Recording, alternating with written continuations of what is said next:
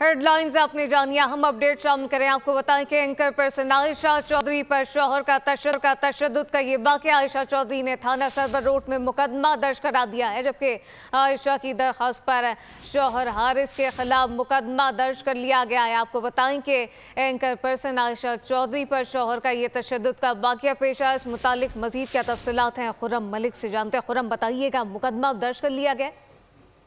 जी बिल्कुल, anchor person Ayesha Chaudhary पर शोहर का तशद्दुद का वाकया जो है सामने आया है। आयशा ने थाना सरवर रोड पर मुकदमा भी दर्ज करवा दिया है।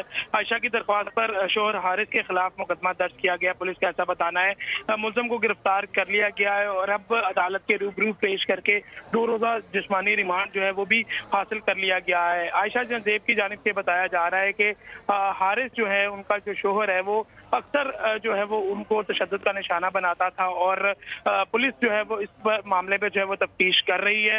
अगर FIR के मतन के मुतालिक बताता चलूँ तो आयशा ने उस पर अपने दोनों बेटियों का भी जो है वो नाम किया है कि उनके सामने हारिस ने जो है मुतअद्दिद बार जो है वो तशद्दुद का निशाना बनाया है। याद रहे कि ये हारिस जो है वो आयशा जहांजेब के दूसरे शोहर हैं, जबकि पहला शोहर का नाम जो है वो जहांजेब था और हारिस से जो है वो लव मैरिज जो है वो आयशा चौधरी ने जो है वो की थी। लेकिन आज ये अफसोसनाक वाकया जो है वो सामने आया है कि जो आयशा जहांजेब के शोहर हैं, उनकी जानिब से बदतरीन तशद्दुद का निशाना बनाया गया, जिस पर पुलिस ने कार्रवाई करते हुए मुलजम को गिरफ्तार कर लिया है। जी, मुलजिम को गिरफ्तार कर लिया गया है। खुर्रम मलिक, बहुत शुक्रिया।